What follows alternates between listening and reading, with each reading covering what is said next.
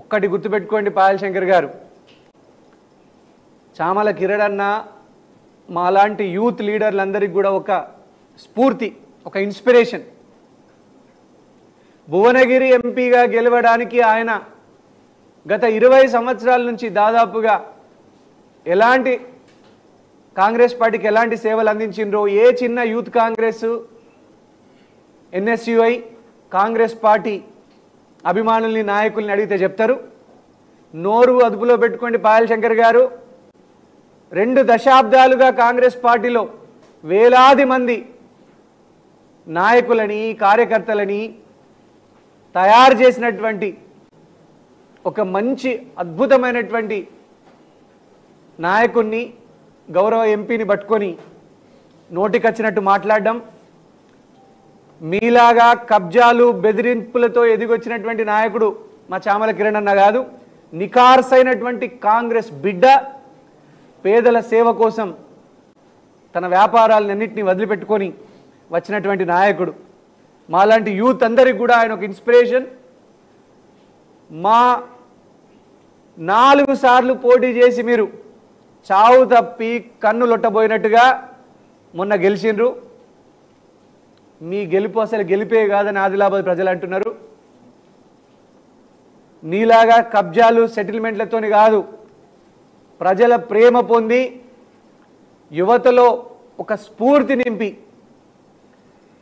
గెలిచినటువంటి, అత్యధిక మెజారిటీతో గెలిచినటువంటి నాయకుడిని పట్టుకొని, భువనగిరి ఎంపీగా గెలిచినటువంటి నాయకుడిని పట్టుకొని నోటికొచ్చినట్టు మాట్లాడితే కాంగ్రెస్ పార్టీ నాయకులు, కార్యకర్తలు, అభిమానులు మిమ్మల్ని తరిమి కొట్టే రోజు వస్తుంది. పాయల్ శంకర్ గారు గుర్తుపెట్టుకోండి.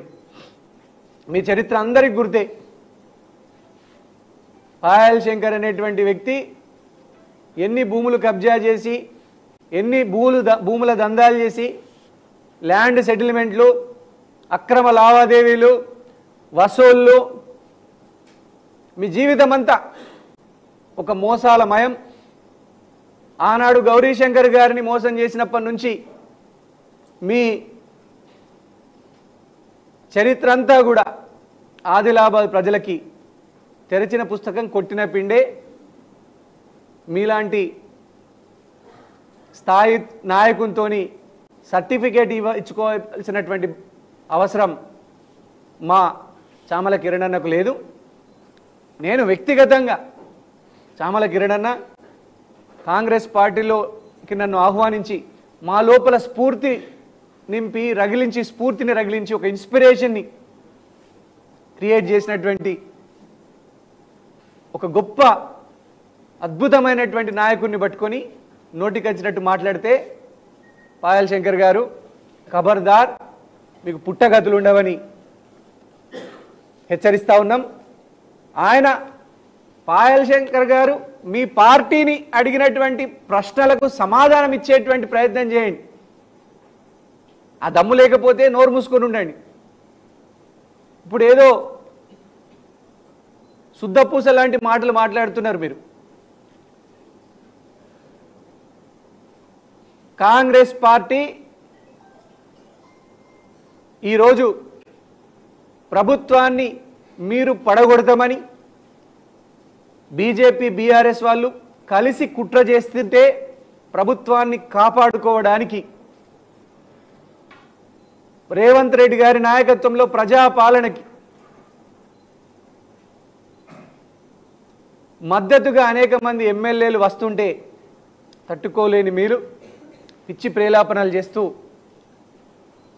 మసిపూసి మారేడుకాయ చేస్తున్నారు. మీ నరేంద్ర మోడీ గారు బెంగాల్ ప్రచారంలో పోయి మాతో 40 మంది తృణమూల్ కాంగ్రెస్ ఎమ్మెల్యేలు టచ్లో ఉన్నారు, ఒక ప్రధానమంత్రి స్థాయి వ్యక్తి అనలేదా? చూపెట్టమంటావా? పట్ట పగలు మిట్ట మధ్యాహ్నం ఏక్నాథ్ షిండే గారిని పెట్టుకొని శివసేనని మొత్తం చీల్చి రాత్రికి రాత్రి వాళ్ళ ఎమ్మెల్యేలను ఎత్తుకపోయి మీ బీజేపీతో జట్టు కట్టించుకోలేదా?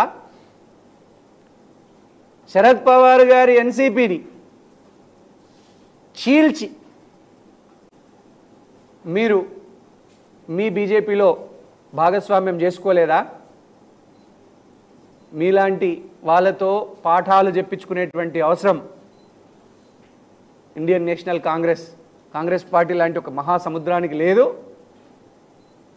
మీరు పూటకొక మాట మాట్లాడడం బంద్ చేయండి. వచ్చే స్థానిక సంస్థల ఎన్నికల్లో కూడా మీరు చావదెబ్బ తినడం ఖాయం అని ఈ సందర్భంగా తెలియజేస్తా ఉన్నా. చామల కిరణ్ అన్న అడిగినటువంటి ప్రశ్నలకు సమాధానం చెప్పలేక నీళ్లు నమిలి మీరు వ్యక్తిగత దూషణలకు పాల్పడితే ప్రజలు మిమ్మల్ని తరిమి కొడతారని తగిన గుణపాఠం చెప్తారని ఈ సందర్భంగా తెలియజేస్తా ఉన్నాం. అట్లనే నిన్న పాయల్ శంకర్ గారి వ్యక్తులు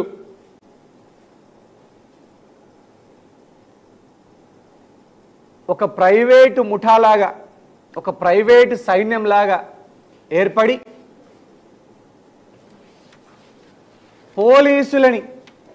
పోలీసుల మీదికి దాడి,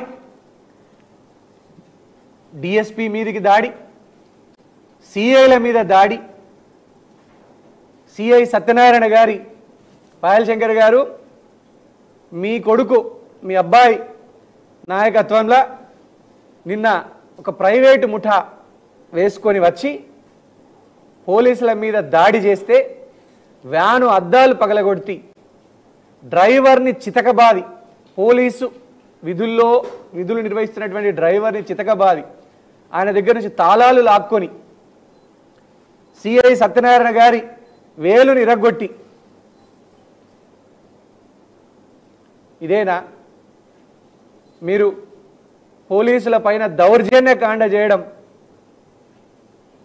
ఎంతవరకు సమంజసం?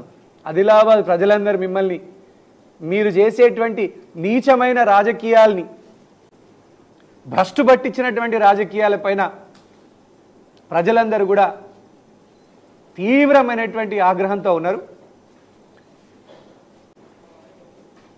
ప్రజాస్వామ్యంలో హింసకు తావు లేదు. అట్లాంటిది పాయల్ శంకర్ గారు మీ కొడుకు పాయల్ శరత్ గారి నాయకత్వంలో పోలీసు వ్యాన్ల అద్దాలు పగలగొట్టి, సిఐని వేలిరగొట్టి పోలీసు డ్రైవర్ని చితకబాది మీరు చెప్పదలుచుకుంటున్నదేంటి? ఆదిలాబాద్ని